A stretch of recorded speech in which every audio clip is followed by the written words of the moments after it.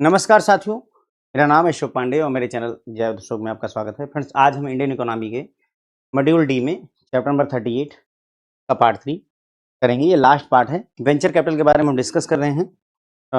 लगभग बातें हमने डिस्कस कर रखी हैं। थोड़ी बहुत और बातें जो रह जाती हैं वो है रेगुलेटरी एस्पेक्ट देखेंगे वेंचर कैपिटल फंड का। जो वेंचर कैपिटल फंड होता है उसको कैसे रेगुलेट किया जाता है, क्या गाइडलाइंस हैं।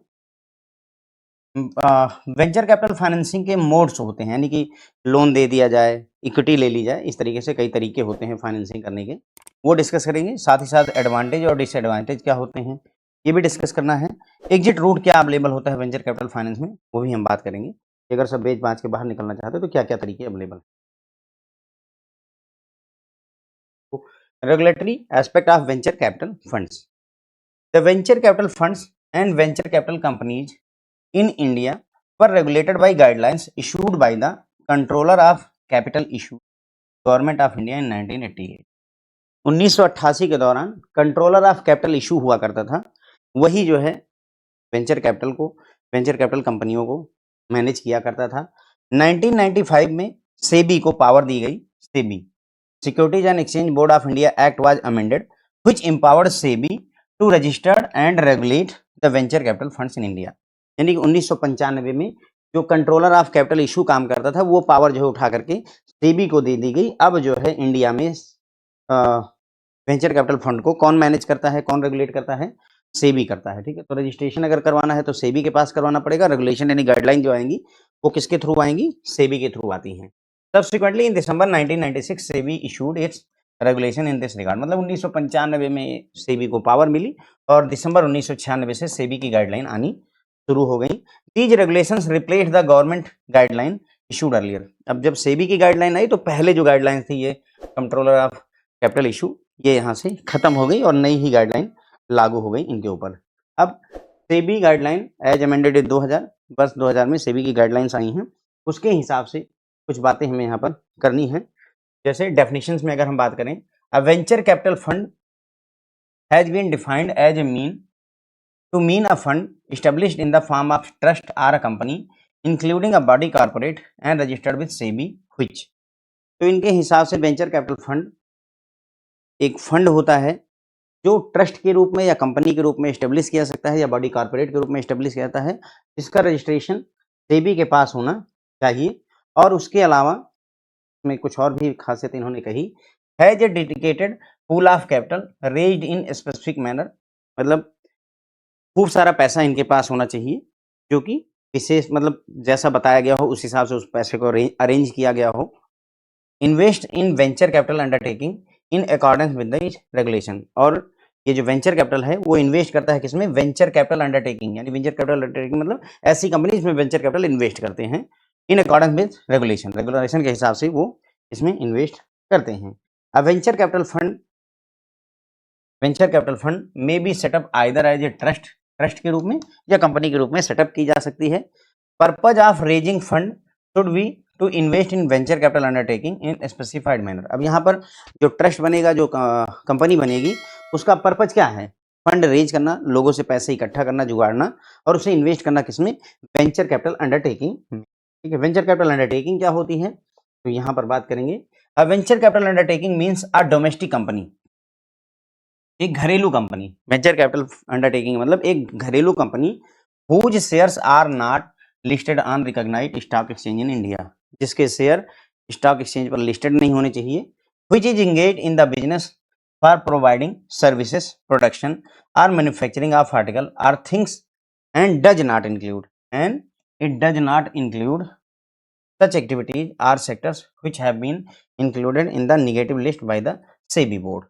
तो ये बोलते हैं कि भाई वेंचर कैपिटल अंडरटेकिंग का मतलब पहली बात घरेलू कंपनी यानी इंडिया की कंपनी होनी चाहिए, उसका शेयर स्टॉक एक्सचेंज पर लिस्टेड नहीं होना चाहिए और वो कंपनी ऐसे बिजनेस में इन्वॉल्व हो जहां पर सर्विसेज प्रोवाइड की जा रही, किसी प्रोडक्ट को बनाया जा रहा है, कोई मैन्युफैक्चरिंग करी जा रही है। ठीक है, और जो भी ये प्रोडक्ट बनाए जा रहे हैं, सर्विसेज दी जा रही है, वो निगेटिव लिस्ट में शामिल नहीं होना चाहिए। निगेटिव लिस्ट कौन डिसाइड करता है, सेबी का बोर्ड डिसाइड करता है। ठीक, यहाँ पर उन्होंने दिया भी है भाई कि negative list, the negative list of activity include real estate, non banking services NBFC, gold की financing activities which are not permitted under government of India, government's industrial policy and other activities जैसा कि SEBI board specify करे। ठीक है, ये बोलते हैं कि मतलब जो वेंचर कैपिटल है, ठीक है, वेंचर कैपिटल अंडरटेकिंग यानी ऐसी कंपनियों को हम फंड प्रोवाइड करते हैं, वेंचर कैपिटल फंड प्रोवाइड करता है जिन कंपनी को, उसे वेंचर कैपिटल अंडरटेकिंग कहते हैं। लेकिन वेंचर कैपिटल अंडरटेकिंग यानी कि जो कंपनियां जिनको फंड प्रोवाइड किया रहा है उसमें रियल एस्टेट की कंपनी नहीं हो सकती है, एनबीएफसी नहीं हो सकती, गोल्ड फाइनेंसिंग कंपनियां नहीं हो सकती हैं, इनको मनाही है। क्योंकि ये सब देखो, अगर हम देखें गोल्ड फाइनेंसिंग वगैरह हो गया, एनबीएफसी वगैरह हो गया, तो ये कोई अ, मतलब रिस्की फिनोमेना नहीं है। गोल्ड फाइनेंसिंग में क्या रिस्क है, गोल्ड रखा और दे दिया। जबकि वेंचर कैपिटल जहाँ इन्वेस्ट करते हैं वहाँ रिस्क बहुत ज़्यादा रहता है और रिटर्न की अपॉर्चुनिटी भी ज़्यादा रहती है। तो ये बताते हैं कि भाई इन सब कामों के लिए मना किया गया है, इनमें जो है वेंचर कैपिटल इन्वेस्ट नहीं कर सकते हैं। ठीक है, आगे बढ़ते हैं। As per SEBI definition, venture capital fund means an alternative investment fund, AIF बोलते हैं, AIF अल्टरनेटिव इन्वेस्टमेंट फंड। तो सेबी के डेफिनेशन के हिसाब से वेंचर कैपिटल फंड का मतलब होता है alternative investment fund which invest primarily in unlisted securities of startup, emerging or early stage venture capital undertakings, mainly involved in new products, new services, technology or intellectual property rights based activity or new business model, and shall include an angel fund। और इसमें angel fund को भी include किया जाता है। मतलब ये बोलते हैं कि सेबी के डेफिनेशन के हिसाब से वेंचर कैपिटल फंड का मतलब होता है अल्टरनेटिव इन्वेस्टमेंट फंड, जो कि प्राइमरली इन्वेस्ट करते हैं किसमें, स्टार्टअप जो अनलिस्टेड सिक्योरिटीज यानी ऐसे स्टार्टअप जिनका शेयर मार्केट में लिस्टेड नहीं है, इमर्जिंग या अर्ली स्टेज वाली कोई वेंचर कैपिटल अंडरटेकिंग है, कंपनी है जो मेनली इन्वॉल्व है नए तरीके के प्रोडक्ट बनाने में, नए तरीके की सर्विसेज, नई तरीके की टेक्नोलॉजी लाने में, या इंटेलेक्चुअल प्रॉपर्टी राइट बेस्ड कोई एक्टिविटी करना चाहता है, नए बिजनेस मॉडल लेकर आ रहा है। और इसमें वेंचर कैपिटल फंड में एंजल फंड को भी शामिल किया जाता है। ध्यान रखिएगा, वेंचर कैपिटल में ही एंजल फंड को भी शामिल किया जाता है। फिर आता है registration of venture capital fund, बाद में resources of venture capital fund, बस उसके बाद में मोड्स। यहाँ तक हमने रिवाइज कर लेते हैं फैक्ट से। तो रेगुलेटरी एस्पेक्ट में अगर हम देखें तो पहले वेंचर कैपिटल फंड जो है वेंचर कैपिटल कंपनीज को मैनेज कौन करता था, कंट्रोलर ऑफ कैपिटल इशू। 1995 में सेबी एक्ट में मॉडिफिकेशन किया गया जिससे सेबी को पावर मिली कि वो रजिस्टर और रेगुलेट कर सकता है वेंचर कैपिटल फंड। उसके बाद दिसंबर 1996 आता है, सेबी ने गाइडलाइन इशू करनी शुरू करी और ये जो नई गाइडलाइन है इन्होंने पुरानी गाइडलाइन को पीछे छोड़ दिया और नई ही गाइडलाइन लागू रही। सेबी की जो 2000 की गाइडलाइन है उसके हिसाब से कुछ डेफिनेशन की बात करेंगे। जैसे वेंचर कैपिटल फंड क्या होता है, वेंचर कैपिटल फंड कोई कंपनी या ट्रस्ट के रूप में बनाया जाता है जो सेबी के साथ रजिस्टर्ड होना चाहिए, इसके पास में खूब सारा पैसा होना चाहिए जो एज पर गाइडलाइन रेज किया गया हो। ऐसा ना हो कि जो है अफीम बेच करके इकट्ठा किया गया हो, गाइडलाइन के हिसाब से इकट्ठा किया हो। उसके बाद में वेंचर कैपिटल जो है वो पैसा इन्वेस्ट करेंगे कहाँ, वेंचर कैपिटल अंडरटेकिंग में as per the guideline. Venture capital undertaking मतलब ऐसी कंपनी जहां वेंचर कैपिटल फंड इन्वेस्ट करता। ठीक है, अगेन वही सेम बात कही, वेंचर कैपिटल फंड स्टेब्लिश किया जा सकते हैं ट्रस्ट के रूप में या कंपनी के रूप में। जो पर्पज होता है यहाँ पर फंड रेज करने का वो ये होता है कि हम वेंचर कैपिटल अंडरटेकिंग में इन्वेस्ट करेंगे। ठीक है, उसका नाम वेंचर कैपिटल अंडरटेकिंग क्या होती है, तो वेंचर कैपिटल अंडरटेकिंग कोई कंपनी हो सकती है, डोमेस्टिक कंपनी हो सकती है जिसके शेयर अभी तक स्टॉक एक्सचेंज पर लिस्टेड ना हो, और जो ऐसे बिजनेस में मतलब इन्वॉल्व हो जो कि मतलब कुछ नया लेकर आ रहे हों, नई सर्विसेज, नए प्रोडक्ट, नए मैन्युफैक्चरिंग का कॉन्सेप्ट लेकर आ रहे हों, और निगेटिव लिस्ट में वो शामिल नहीं होना। जो भी काम वो कर रहे हैं वो निगेटिव लिस्ट में, सेबी की गाइडलाइन की निगेटिव लिस्ट में शामिल नहीं रहना चाहिए। अब सेबी की निगेटिव लिस्ट में रियल एस्टेट का काम, एनबीएफसी का काम, गोल्ड फाइनेंसिंग का काम, या गवर्नमेंट की इंडस्ट्रियल पॉलिसी के हिसाब से जो चीज़ें नहीं प्रोड्यूस की जा सकती हैं, जैसे लॉटरी ले आए, सट्टा लाने का व्यवस्था की, तो वो सब जो है आपका इसमें शामिल नहीं किया जा सकता है। ओके, उसके बाद में सेबी की गाइडलाइन में सेबी की डेफिनेशन क्या है वेंचर कैपिटल फंड की, तो सेबी मतलब बोलता है कि वेंचर कैपिटल फंड का मतलब अल्टरनेटिव इन्वेस्टमेंट फंड है जिसका मुख्य उद्देश्य जो है कोई स्टार्टअप है जिसकी सिक्योरिटीज या शेयर भी अनलिस्टेड हैं उसमें इन्वेस्ट करना, या कोई कंपनी है जो अर्ली स्टेज में है, इमर्जिंग है, उसकी टेक्नोलॉजी, उसकी सर्विस, उसका प्रोडक्ट, उसमें इन्वेस्ट करना, और इसमें एंजल फंड को भी शामिल करा जाता है। फिर है registration of venture capital fund. Registration के लिए बात करेंगे, a venture capital fund may be set up either bye a company और बाय अ ट्रस्ट। तो वेंचर कैपिटल फंड जो है मे बी सेटअप तो मतलब इसे कंपनी के रूप में या ट्रस्ट के रूप में सेटअप किया सकता है। SEBI is empowered to grant a certification of registration to the fund on an application paid to it. अब यहाँ पर किसको पावर है वेंचर कैपिटल फंड का सर्टिफिकेट देने की? तो सेबी को पावर होती है कि सर्टिफिकेट ऑफ रजिस्ट्रेशन को प्रोवाइड कर सकता है। अब कोई भी अगर एप्लीकेशन लगाता है वेंचर कैपिटल फंड के लिए तो उसको कुछ गाइडलाइन फॉलो करनी पड़ती है। जैसे the memorandum of association of the company must specify as its main objective the details of business activity of the venture capital fund. मतलब जो कंपनी का MOA है, मेमोरेंडम ऑफ एसोसिएशन है, वो बताए कि कंपनी का मेन उद्देश्य वेंचर कैपिटल फंड की एक्टिविटी को करना है। It is prohibited by its MOA, memorandum of association के तहत इसे प्रोहिबिटेड है। Article of AOA, article of association इसे प्रोहिबिटेड है from making an invitation to the public to subscribe its securities. Company जो भी वेंचर कैपिटल फंड बनेगा sir, उसके मेमोरेंडम ऑफ एसोसिएशन में, आर्टिकल ऑफ एसोसिएशन में ये डॉक्यूमेंट्स होते हैं जब भी कोई कंपनी बनती है, MOA में, AOA में ये बात लिखी हुई होनी चाहिए कि हम जो है अपना IPO लेकर नहीं आएंगे, ठीक है? यानी कि हम पब्लिक से अपनी सिक्योरिटीज, अपने शेयर को सब्सक्राइब करने के लिए इनवाइट नहीं, समझ गए बात को? इनका जो है वेंचर कैपिटल फंड का कभी भी IPO नहीं आता है, यही है कहने का मतलब है कि इट इज प्रोहिबिटेड, रोका गया है for making an invitation to public, public को इन्वाइट करना कि आप हमारे शेयर सब्सक्राइब करो, तो इसके लिए मनाही होती है। Its director or principal officer or employ is not involve in any litigation connected with the securities market. जो भी इसमें वेंचर कैपिटल फंड के जो भी डायरेक्टर हैं, प्रिंसिपल ऑफिसर है या जिसके एम्प्लॉय हैं, वो मतलब शेयर मार्केट के या सिक्योरिटीज मार्केट के किसी तरीके के कोई कानूनी प्रक्रिया में ना फंसे हों, समझ रहे हो? यानी कि इनके ऊपर कोई केस वोस ना हुआ हो, फ्रॉड ना कर रखा हो इन्होंने। Its director, principal officer or employee has not been at any time convicted of offence involving moral turpitude and any economic offence। मतलब वही है कि जो भी इसके एम्प्लॉय हैं, डायरेक्टर हैं म्यूचुअल आपके वेंचर कैपिटल फंड के, वो कभी भी जो है मतलब उनके नैतिक पतन ना हुआ हो उनका, या किसी तरीके का जो है इकोनॉमिक फ्रॉड वगैरह उन्होंने ना कर रखा हो। The application is a fit and proper person. जो भी एप्लीकेंट है यहाँ पर, वो फिट एंड प्रॉपर की गाइडलाइन को फॉलो करता है। तो यहाँ पर बात हमने करी registration of venture capital fund की। तो वेंचर कैपिटल फंड कोई कंपनी सेटअप करती है या कोई ट्रस्ट सेटअप करता है, समझ गए? एक ट्रस्ट बनाया, फिर उसने वेंचर कैपिटल फंड बना दिया, ठीक है? कोई कंपनी बनाई, उसने वेंचर कैपिटल फंड बना दिया। तो सेबी को पावर है सर्टिफिकेट ऑफ रजिस्ट्रेशन देने की। एप्लीकेंट एप्लीकेशन देगा, उसको सर्टिफिकेट देंगे। एप्लीकेंट कंपनी या ट्रस्ट जो है उसको कुछ गाइडलाइन फॉलो करनी पड़ती है। क्या क्या? मेमोरेंडम ऑफ एसोसिएशन जो होगा कंपनी का, उसमें ये बताया जाना चाहिए कि कंपनी का मेन ऑब्जेक्टिव जो है वो वेंचर कैपिटल फंड का काम देखना है। जो मेमोरेंडम ऑफ एसोसिएशन है, आर्टिकल ऑफ एसोसिएशन, उसमें ये लिखा हुआ हो कि हम जो अपने शेयर हैं उसको सब्सक्राइब करने के लिए पब्लिक को इनवाइट नहीं करेंगे। जो भी डायरेक्टर हैं, प्रिंसिपल ऑफिसर हैं, एम्प्लॉय वगैरह हैं, वो किसी तरीके के लिटिगेशन में इन्वॉल्व ना हो, कोई उनके ऊपर मुकदमा ना चल रहा हो, किसी तरीके का कोई इकोनॉमिक फ्रॉड ना किया हो, मोरल मतलब नैतिक पतन ना हुआ हो उनका, ये चीज़ें ध्यान देनी होती हैं, ठीक है? Applicant is fit and proper person. जो भी एप्लीकेंट है यहाँ पर वो फिट एंड प्रॉपर पर्सन होना चाहिए। फिर आता है resources for venture capital fund. Venture capital fund के लिए रिसोर्सेज की अगर हम बात करें, a venture capital fund may raise money from any investor, India, foreign, non resident Indian, by way of issue of units provided the minimum amount accepted from the investor is ₹5 lakh.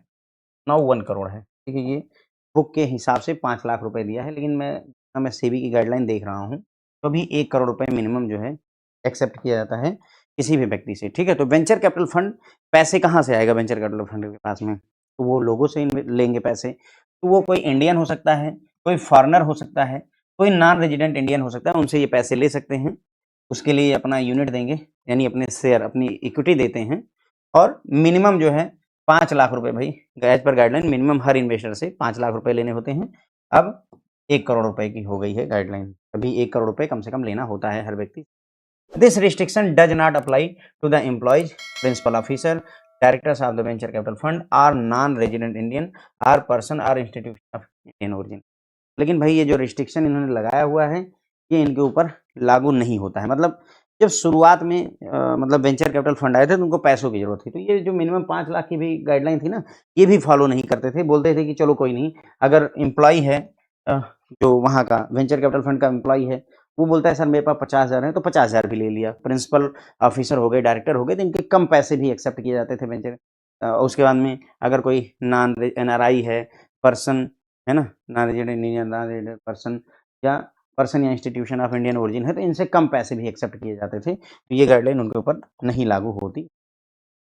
Early दौर की बात है। Okay, it is essential that the venture capital fund shall not issue any document और advertisement inviting offer for the public to subscribe its security. मतलब ये बात हम पहले भी कर चुके हैं, ये जरूरी है कि जो वेंचर कैपिटल फंड है वो अपना आईपीओ लेकर ना आए। यही बात यहाँ पर सीधी भाषा में कही जा रही है कि मतलब ये it is essential venture capital fund ना कोई डॉक्यूमेंट लेकर आए, जैसे प्रॉस्पेक्टस वगैरह या एडवर्टाइजमेंट लेकर आए जिसमें वो बोलें पब्लिक को कि आप हमारा सिक्योरिटी या यूनिट सब्सक्राइब कर लें। तो ये आईपीओ लाने की आज़ादी इनको बिल्कुल भी नहीं होती है। उसके बाद में मोreover, each scheme launched or fund set up by a venture capital fund shall have firm commitment from the investor to contribute at least ₹5 crore before the start of operation।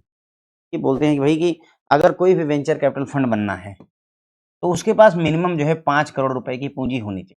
सरल भाषा में ये है, कोई भी वेंचर कैपिटल फंड बन रहा है तो उसके पास मिनिमम 5 करोड़ रुपए की पूंजी। तो ये भी फ्रेंड जो है पुरानी गाइडलाइंस है। अपडेटेड गाइडलाइन के हिसाब से मिनिमम 20 करोड़ रुपए का कर्पस यानी पूंजी होनी चाहिए। ठीक है, तो 2 चेंजेज हैं अगर हम यहाँ पर देखें। भाई एक तो ये है कि मिनिमम जो है इंडिविजुअल इन्वेस्टर से कितना लेना है, तो हर एक इन्वेस्टर से कम 1 करोड़ रुपए लेना है। कितना लेना है सर? 1 करोड़ रुपए हर एक इन्वेस्टर, मिनिमम 1 करोड़ लेना है। और किसी भी म्यूचुअल फंड की जो पूंजी होनी चाहिए, कर्पस जिसे बोलते हैं, वो कम से कम जो है 20 करोड़ रुपए होनी चाहिए। एज पर बुक जो है गाइडलाइन में क्या दिया है, यहाँ पर बोलते हैं कि मिनिमम हर आदमी से हम 5 लाख रुपए लेंगे और यहाँ पर बोलते हैं मिनिमम 5 करोड़ रुपए हो तो हमारा जो है म्यूचुअल फंड का काम, अरे वेंचर कैपिटल का काम चल सकता है। तो ये 2 अपडेट्स हैं फ्रेंड, ध्यान रखिएगा। पता नहीं 2026 में प्रिंट हुई है बुक दोबारा, वो वाली लेटेस्ट वाली बुक मेरे पास है, पर फिर भी इनका डेटा ऑब्सोलेट है, पुराना है, मुझे समझ में नहीं आया। जबकि ये गाइडलाइन ऐसा नहीं कि ये अभी की चेंज है, 2021-22 की बात है जब ये अपडेट हुआ है, ये 5 लाख वाला लिमिट 1 करोड़ रुपए की, बहुत पहले की बात है। पता नहीं किस हिसाब से बुक अपडेट नहीं करी इन्होंने, तो मुझे डाउट है इसमें। देखिए ठीक है, तो यहाँ पर भाई लेकिन मैंने आपको दोनों बता दिए ताकि मान लीजिए एग्जाम में पता चले वहाँ 5 लाख लिखा ही ना हो तो 1 करोड़ रुपए ऑप्शन में आ जाए तो लगाइएगा। ठीक है, तो वेंचर कैपिटल फंड को रिसोर्सेस चाहिए होते हैं, पैसे चाहिए होते हैं। तो पैसे कहाँ से आएंगे? इन्वेस्टर से आते हैं। वो इंडियन इन्वेस्टर हो सकता है, फॉरेनर हो सकता है, नॉन रेजिडेंट इंडियन हो सकता है।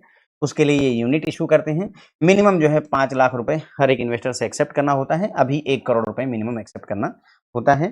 फिर उसके बाद में ये आईपीओ नहीं ला सकते हैं अपना वेंचर कैपिटल वाले। और उसके बाद में कोई भी वेंचर कैपिटल फंड चलने के लिए कम से कम एटलीस्ट 5 करोड़ रुपीज इन्होंने लिखा है। लेकिन nowadays this guideline is up to 20 crore, मतलब कम से कम 20 करोड़ रुपए अगर वेंचर कैपिटल फंड के पास है तभी उसे वेंचर कैपिटल फंड का काम करने दिया जाएगा। इससे कम है तो फिर कहाँ किसको क्या बांटोगे, ये वाली स्थिति। ठीक है, तो ध्यान रखिएगा ये दोनों चीजें। तो ये हो गई बात। अब अगले टॉपिक पर आते हैं सर, जो कि है modes of venture capital financing. यानी वेंचर कैपिटल फाइनेंसिंग करनी है तो किन किन तरीकों से हो सकती है। ठीक है, तो इक्विटी के रूप में हो सकती है, डेट के रूप में हो सकती है, दोनों का मिक्स हो सकता है, यही बातें हमें करनी है। Venture capital fund provide finance to venture capital undertaking. समझ गए होंगे, वेंचर कैपिटल फंड का मतलब हो गया जिसके पास ये 20 करोड़ रुपए हैं कम से कम। वेंचर कैपिटल अंडरटेकिंग, मान लो जोमेटो है, जोमेटो कंपनी पैसे चाहती है वेंचर कैपिटल से, तो वेंचर कैपिटल अंडरटेकिंग मतलब जोमेटो हो गई। ठीक है, तो वेंचर कैपिटल फंड जो है प्रोवाइड करता है फाइनेंस वेंचर कैपिटल अंडरटेकिंग को through different modes instruments which are traditionally divided into, मतलब डिफरेंट मोड से डिफरेंट इंस्ट्रूमेंट्स से ये करते हैं। तो उसमें इक्विटी आता है, डेट आते हैं और डेट इंस्ट्रूमेंट्स आते हैं। Investment is also made partly by way of equity and partly as debt. अब इन्वेस्टमेंट दोनों तरीके से हो सकते हैं, कुछ इक्विटी हो गई और कुछ डेट हो गया। Venture capital fund select the instrument of finance taking into account the stage of financing and degree of risk involved and the nature of finance required। Venture capital जो है कौन सा इंस्ट्रूमेंट, यानी हमें डेट देना है कि हमें इक्विटी देनी है, उसके लिए 2-3 चीजें दिमाग में रखते हैं। पहला, किस स्टेज पर हम फंडिंग कर रहे हैं, कितनी डिग्री का रिस्क इसमें इन्वॉल्व है, किस नेचर का फाइनेंस इन्हें चाहिए होता है, इसके आधार पर ये डिसाइड करते हैं कि हमें इक्विटी देना है कि हमें डेट देना है। अब इनके बारे में हम बात करें भाई कौन कौन से इंस्ट्रूमेंट है, तो इक्विटी इंस्ट्रूमेंट होता है, डेट इंस्ट्रूमेंट होता है। डेट इंस्ट्रूमेंट में भी 3 तरीके के होते हैं, कंडीशनल लोन होते हैं, कन्वर्टेबल लोन होते हैं, कन्वेंशनल लोन होते हैं। फिर हम एडवांटेज देखो, ठीक है, यहाँ तक हमने बात करी थी। अब फाइनेंसिंग करनी है इक्विटी इंस्ट्रूमेंट के थ्रू, यानी कि हम वेंचर कैपिटल पैसे देगा लेकिन बदले में जोमेटो की हिस्सेदारी इक्विटी ले लेगा, वो वाला तरीका है। Equity instruments are ownership instruments and vested the rights of the owner to the investor venture capital fund they are. मतलब इक्विटी इंस्ट्रूमेंट जो होते हैं ये ओनरशिप देने वाले इंस्ट्रूमेंट्स होते हैं। यहाँ पर जो ओनरशिप है का अधिकार है वो ओनर से, मतलब मालिक से हट करके जो अधिकार होते हैं वो इन्वेस्टर या वेंचर कैपिटल फंड के पास चले जाते हैं। They are ordinary shares on which no dividend is assured. Ordinary share issue कर सकते हैं आप इक्विटी इंस्ट्रूमेंट में जिस पर कोई भी डिविडेंड नहीं दिया जाएगा। नॉन वोटिंग इक्विटी शेयर्स में also be issued which carry a little higher dividend but no voting rights are enjoyed by the investor। मतलब एक तरीका हो सकता है ordinary share, normal share issue कर दो, इस पर कोई डिविडेंड देने की जरूरत नहीं है। दूसरा non voting equity share issue कर दो तो इसमें क्या होगा, आपको डिविडेंड थोड़ा ज्यादा देना पड़ेगा कंपनी को, लेकिन इनको वोट करने का अधिकार नहीं रहेगा, किसी भी मामले में हस्तक्षेप करने का अधिकार नहीं रहेगा। Preference share carry an assured dividend at a specified rate. जो प्रेफरेंस शेयर होते हैं वो एश्योर्ड डिविडेंड लेकर के आते हैं विशेष, मतलब स्पेसिफिक रेट पर। प्रेफरेंस शेयर मतलब आपको डिविडेंड मिलेगा ही मिलेगा। Preference share can be cumulative, non cumulative, participating preference share. ठीक है, तीन तरीके हो गए, हमने इनके बारे में बात करी, पर थोड़ा थोड़ा देख लेते हैं।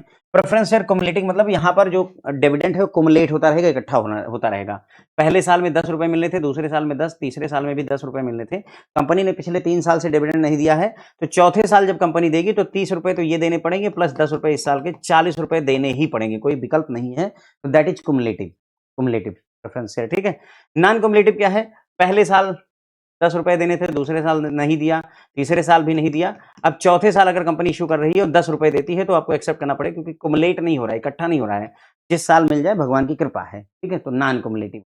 पार्टिसिपेटिंग का मतलब ये हुआ, पार्टिसिपेटिंग का मतलब ये हुआ कि आप प्रॉफिट में भी पार्टिसिपेट करते हैं। इसमें प्रॉफिट में भी पार्टिसिपेट करते हैं, क्या मतलब है, मतलब ये है जैसे मान लो कि जो नॉर्मल इक्विटी होल्डर है उनको 10 रुपए का डिविडेंड मिला, नॉर्मल वाले को, जब नॉर्मल वाले को 10 रुपए मिला तो आपको 10 रुपए तो मिलेगा ही मिलेगा, ये 10 रुपए तो आपको मिलेगा ही मिलेगा, प्लस आपको प्रॉफिट में से भी 10-5 रुपए और मिलेंगे, यानी कि कुल मिलाकर के आपको एक्स्ट्रा जो है प्रॉफिट में भी आपका हिस्सा होगा।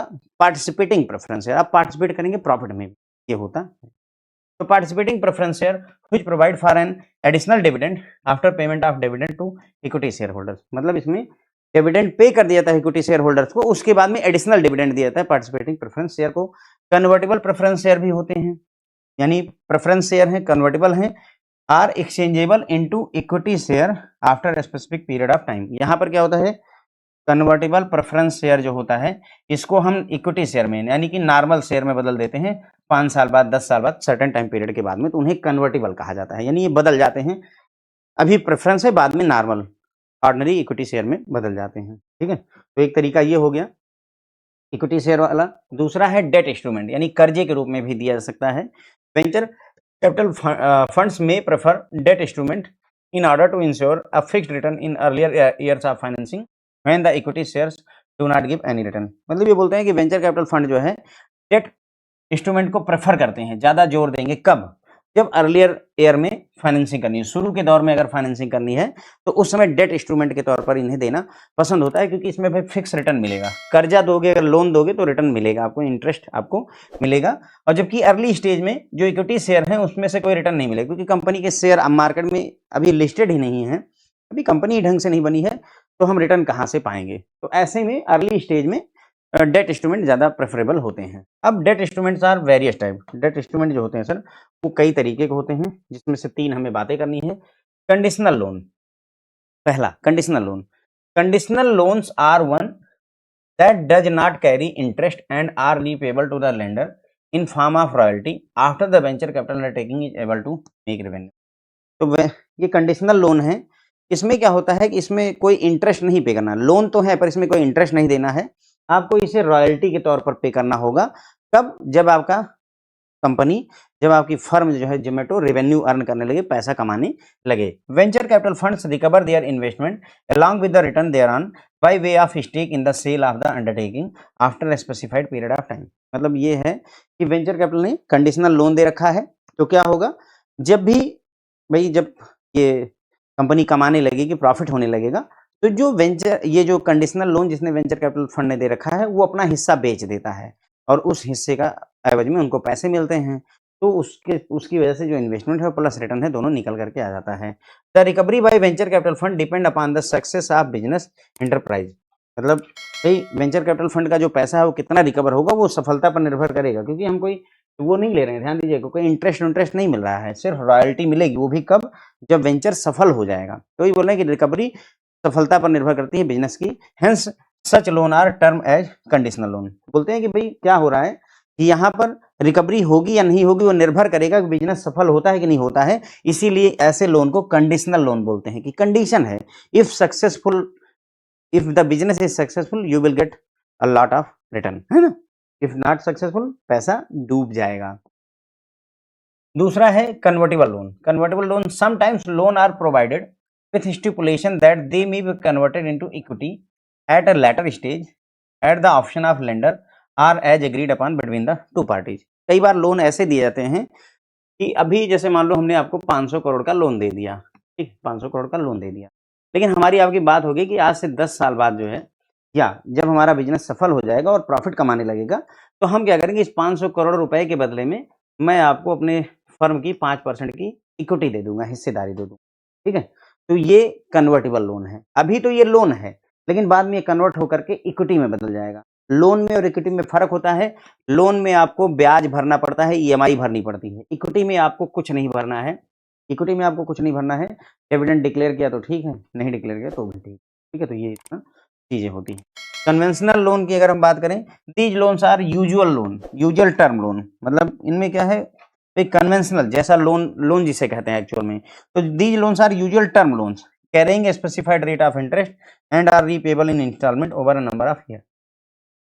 तो ये लोन होते हैं, यूजुअल टर्म लोन होते हैं, इनमें रेट ऑफ इंटरेस्ट होता है और ये इंस्टॉलमेंट में ईएमआई के तौर पर पे किए जाते हैं, यानी सिंपल लोन। कन्वेंशनल लोन मतलब जिन लोन को हम बातें करते रहते हैं।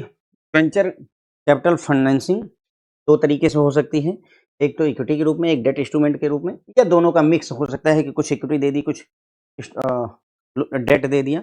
वेंचर कैपिटल फाइनेंस जो है, अब डेट देना है, डेट के रूप में देना है कि इक्विटी के रूप में देना, उसका डिसीजन लेने के लिए किस स्टेज की फाइनेंसिंग है, कितना रिस्क है और किस नेचर का फाइनेंसिंग है, इन सब बातों पर निर्भर करता है। इसमें इंस्ट्रूमेंट है हमारे पास इक्विटी इंस्ट्रूमेंट। इक्विटी इंस्ट्रूमेंट जो है ओनरशिप देते हैं, यहाँ पर जो ओनर होता है उसके अधिकार इन्वेस्टर के पास चले जाते हैं। ऑर्डनरी शेयर्स, जहाँ पर कोई भी डिविडेंड एश्योर्ड नहीं है, ये इशू किया जा सकता है। ऑर्डिनरी शेयर कोई भी डिविडेंड देने की जरूरत नहीं है। Non voting equity share issue किया जा सकते हैं, यहाँ पर थोड़ा डिविडेंड ज़्यादा देना पड़ता है, लेकिन वोटिंग का राइट्स जो भी इन्वेस्टर होगा उसके पास नहीं जाएगा। प्रेफरेंस शेयर इशू किए जा सकते हैं, जिसमें एश्योर्ड होता है कि आपको डिविडेंड मिलेगा। अब preference share cumulative, non cumulative हो सकता है। कुमुलेटिव मतलब अगर पीछे का है तो वो सब इकट्ठा होता रहेगा, एक साथ मिलेगा। नॉन कुमुलेटिव मतलब पीछे का इकट्ठा नहीं होता है, जिस साल का मिल जाए वही अच्छा है। पार्टिसिपेटिंग प्रेफरेंस शेयर का मतलब पहले ऑर्डिनरी जो इक्विटी शेयर होल्डर्स हैं इनके पैसे पे कर दिए जाते हैं, फिर उसके बाद में जो बचता है पैसा, अगर बचेगा तो उसका जो है एडिशनल डिविडेंड प्रोवाइड किया था किसको, पार्टिसिपेटिंग प्रेफरेंस शेयर होल्डर को। कन्वर्टेबल प्रेफरेंस शेयर भी इशू किए जाते हैं, यानी ये प्रेफरेंस शेयर हैं, बाद में इनको नॉर्मल इक्विटी शेयर में कन्वर्ट कर दिया जाता है विशेष सर्टेन टाइम पीरियड के बाद में। फिर आते हैं दूसरे तरीके के debt instrument. Debt instrument preferable होते हैं, ज़्यादा पसंद किए जाते हैं अर्ली स्टेज ऑफ फाइनेंसिंग में। शुरुआत में कंपनी के शुरू होने के दौरान डेट ज़्यादा बढ़िया होता है, क्योंकि उसमें रिटर्न मिलने लगता है और इक्विटी वाले में बिल्कुल भी नहीं मिलता है। इसमें डेट तीन तरीके हैं। कंडीशनल लोन, कंडीशनल लोन का मतलब ये हुआ, इसमें कंडीशन होती है, नाम इसका लोन है लेकिन एक तरीके की इन्वेस्टमेंट जो है इक्विटी जैसा ही है कह लीजिए, है ना, कि भाई हमने पैसे दे दिए और अगर आपका वेंचर सफल होता है तो आप हमको रॉयल्टी के तौर पर देते रहना, यही है, ठीक है। तो वेंचर कैपिटल जो है का जो पैसा है वो कितना रिकवर हो पाएगा वो निर्भर करेगा कि वेंचर सफल होता है कि नहीं होता है। तो इसी कंडीशन की वजह से इसे कंडीशनल लोन कहा जाता है, ठीक है। तो यहाँ पर क्या होता है कि इसमें इंटरेस्ट नहीं दिया जाता है, कोई इंटरेस्ट नहीं होता है, और ये रीपेबल होते हैं जब आपकी वेंचर जो है सफल हो जाए और रेवेन्यू अर्न करने लगे in the form of royalty. जैसे बुक वगैरह जो लिखते हैं उसके बदले में उनको रॉयल्टी मिलती है। उसी तरीके से कन्वर्टेबल लोन्स की अगर हम बात करें तो भाई कन्वर्टेबल लोन जो होते हैं ये ऐसे लोन है जो कुछ समय बाद इक्विटी में बदल जाते हैं, ठीक है। अब ये इक्विटी में कब बदलेंगे वो डिपेंड करेगा कि लेंडर ने और लेंडर कब चाहता है, या दोनों पार्टियों के बीच में कितने समय का एग्रीमेंट हुआ है। कन्वेंशनल लोन नॉर्मल लोन होते हैं, ईएमआई वगैरह बंध जाएगी, आपको इसमें ईएमआई वगैरह देनी पड़ेगी, वही कन्वेंशनल। ठीक है। बात करते हैं advantage and disadvantage of the venture capital. तो there are several advantage and disadvantage of venture capital financing, कुछ यहाँ पर डिस्कस किए गए हैं। एडवांटेज डिसएडवांटेज दोनों एक साथ ही हैं। The autonomy and control of founder is lost as the investor become the part of owner. तो जो बिजनेस है उसका जो ओनर है उसका कंट्रोल और उसकी स्वायत्ता ऑटोनॉमी खो जाती है, क्योंकि इन्वेस्टर जो होता है वो अब इसमें पार्टनर बन जाता है, ओनर हो जाता है। ठीक है ना। जैसे मान लो भाई पहले 100% हिस्सेदारी थी कंपनी की जोमेटो की पूरी दीपेंद्र गोयल के पास में, बाद में पता चला कि अभी 40% जो है किसके पास चली गई, 40% चली गई वेंचर कैपिटल के पास में और 60% बची जोमेटो के फाउंडर के पास में। तो कंट्रोल उसका हट गया उसके पास से, है ना, कंट्रोल हट गया, ऑटोनॉमी हट गई, अब उतना डिसीजन वो उस हिसाब से नहीं ले सकता है ना वो पहले ले सकता था।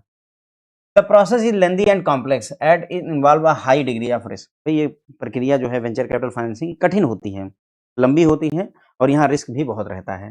The probability of the investment is uncertain, profit होगा या नहीं होगा ये हम श्योर नहीं कर सकते हैं। The investment are made based on the long term basis and hence the profits accrued after a long period of time. तो यहाँ पर जो भी इन्वेस्टमेंट आप करेंगे वो लंबे समय के आधार पर करते हैं, 10 साल 15 साल के लिए करते हैं, तो प्रॉफिट भी आपको काफ़ी देर से ही मिलता है। Although the investment is time taking and uncertain, the wealth and expertise it bring to the investor is, मतलब ये बोलते हैं कि भाई इस इन्वेस्टमेंट में समय लगता है और अनसर्टेनिटी भी है कि हो सकता है पैसा डूब जाए, लेकिन अगर जो है मतलब सफल हो गया तो जो धन ये लेकर आता है, जो वेल्थ ये लेकर आएगा इन्वेस्टर के लिए, वो बहुत ज़्यादा लेकर आता है। The amount of equity finance that can be provided is large, मतलब इक्विटी फाइनेंसिंग यहाँ पर बहुत बड़े अमाउंट की इक्विटी फाइनेंसिंग प्रोवाइड की जा सकती है, कोई मना ही नहीं, मतलब कितना भी पैसा चाहिए हो फाइनेंसिंग अवेलेबल होगी। The entrepreneur is at a safer position, यहाँ पर जो एंटरप्रेन्योर है, बिजनेसमैन है, वो सबसे सेफ रहता है, as the business does not run on the obligation to repay money as the investor is well aware of the uncertainties of the project. मतलब इन्वेस्टर के सेफर पोजीशन रहती है, क्योंकि बिजनेस को ये ज़िम्मेदारी नहीं कि बिज़नेस चले या ना चले तुमको हमारा पैसा चुकाना है, ऐसी स्थिति नहीं होती है, क्योंकि जो भी पैसा यहाँ इन्वेस्ट कर रहा है उसको पता है कि हाँ प्रोजेक्ट चल भी सकता है और डूब भी सकता है। तो इस चीज़ के लिए इन्वेस्टर को थोड़ा-सा, मतलब इन्वेस्टर को नहीं, जो एंटरप्रेन्योर है जिसकी कंपनी है उसको थोड़ा राहत रहती है। एडवांटेज डिसएडवांटेज की हमने बात की वेंचर कैपिटल फाइनेंस में, तो क्या एडवांटेज है डिसएडवांटेज दोनों एक साथ डिस्कस किए हैं। भई जो ओनर है उसका कंट्रोल खो जाता है, उसकी ऑटोनॉमी खो जाती है, क्योंकि अब वेंचर कैपिटल जो इन्वेस्टर हैं वो भी ओनर हो जाते हैं उस बिज़नेस के। प्रक्रिया लंबी है और कॉम्प्लेक्स है और उसमें बहुत ज़्यादा रिस्क रहता है। ठीक है। Probability of investment is uncertain, investment जो है प्रॉफिटेबिलिटी होगी या नहीं होगी हम कह नहीं सकते हैं। इन्वेस्टमेंट जो है लॉन्ग टर्म बेसिस पर किया जाता है तो प्रॉफिट भी देर से ही हमें मिलता है, भले ही इन्वेस्टमेंट लंबे समय के लिए किया जाता है और अनिश्चित रहता है, लेकिन हाँ ये है कि इससे जो वेल्थ और एक्सपर्टाइज आती है वो बहुत ज़्यादा आती है जब आती है। एंटरप्रेन्योर जो होता है वो सेफ पोजीशन में होता है, क्योंकि जो है बिजनेस को रीपे करने की ज़रूरत नहीं होती है। भई अगर बिज़नेस डूब गया तो पैसे लौटाने की ज़रूरत नहीं, क्योंकि इन्वेस्टर जो वेंचर कैपिटल है उसको पता है कि इस प्रोजेक्ट में अनसर्टेनिटी है। अगर डाउट होगा तो वेंचर कैपिटल उसे क्या करेगा, लोन के तौर पर देगा। करेक्ट है ना। फिर आता है सर एग्जिट रूट, यानी कि हमने वेंचर कैपिटल ने कंपनी में पैसा लगाया, कंपनी खूब कमाने लगी, अब हमें अपना सारा हिस्सा बेच करके पैसे कमा करके निकल जाना है, that is exit route. Okay. तो venture capital company fund after financing a venture capital undertaking nurture is to make it a successful proposition, but it does not intend to retain its investment therein for an indefinite period of time। मतलब जो venture capital company होती है वो जोमेटो में invest करती है, उसे nurture करती है, उसे पाल पोस करके बड़ा करती है ताकि वो सफल हो जाए। ठीक है। लेकिन वहाँ वेंचर कैपिटल फंड का ये इरादा नहीं होता कि हम अपना पैसा पूरा जिंदगी भर के लिए लगा के रखेंगे, ऐसा कोई उसका इरादा नहीं होता है।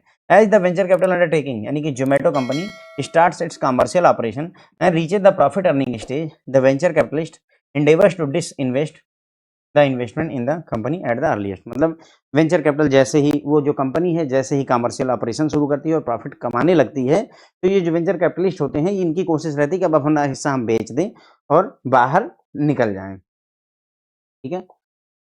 The primary aim of the venture capitalist happen to realize appreciation in the value of the share held by him or her and thereafter the finance another venture capital undertaking। मतलब ये बोलते हैं कि यहाँ पर प्राइमरी एम क्या होता है कि जो हमने पैसा इन्वेस्ट किया था उसकी वैल्यू बहुत बढ़ गई है, पैसे की जो हम ना एप्रिसिएशन बहुत हुआ है, यानी हमने 10 रुपए लगाए थे, अभी मौके पर वो जो है 1 लाख रुपए हो गए, ठीक है? एप्रिसिएशन हो गया है, तो ये चीज़ वो देखते हैं कि हाँ भाई हमारा ये 10 रुपए 1 लाख हो गया, अब हम यहाँ से निकलेंगे और दूसरा वेंचर कैपिटल फंड मतलब वेंचर कैपिटल अंडरटेकिंग दूसरी कंपनी ढूँढेंगे जहाँ पर हम ये पैसा अपना इन्वेस्ट करेंगे। तो इसे ही एग्ज़िट रूट कहा जाता है, ठीक है? यानी कि हमारा पैसा जो हमने इन्वेस्ट किया उसमें बहुत बढ़ोतरी हो गई, अब जो है हम उसको बेच देंगे अपनी हिस्सेदारी और किसी दूसरे वेंचर कैपिटल में, किसी दूसरी कंपनी में हम इन्वेस्ट करेंगे जो अभी स्टार्टिंग फेज में हो।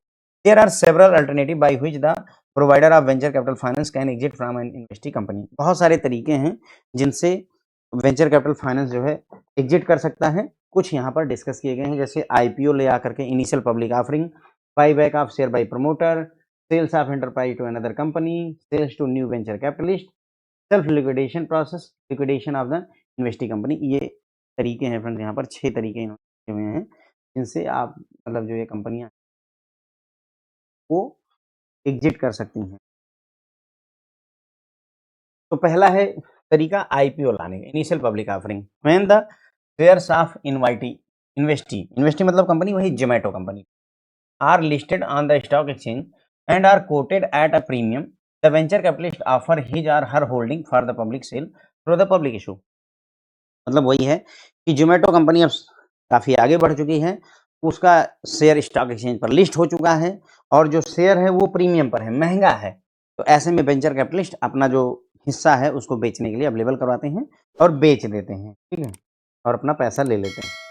By back of shares by the promoters, यानी कि जो शेयर है वेंचर कैपिटल फंड का उसको प्रमोटर खुद ही खरीद लेता है, जो कंपनी है, जो मालिक है, ओनर है, वही खुद खरीद लेता है। दूसरा तरीका हो गया in terms of the agreement entered into with the investing company यानी Zomato, promoters of the company are given the first opportunity to buy back the shares held by the venture capitalist at the prevailing market price। मतलब ये बोलते हैं कि agreement अगर हुआ है company और वेंचर कैपिटल के बीच में, तो जो कंपनी है उसको पहला ऑफर दिया जाता है, प्रमोटर को, मालिक को, ओनर को पहला ऑफर दिया जाता है कि अगर तुम चाहो तो जो वेंचर कैपिटल की हिस्सेदारी उसको तुम खुद खरीद लो, ठीक है?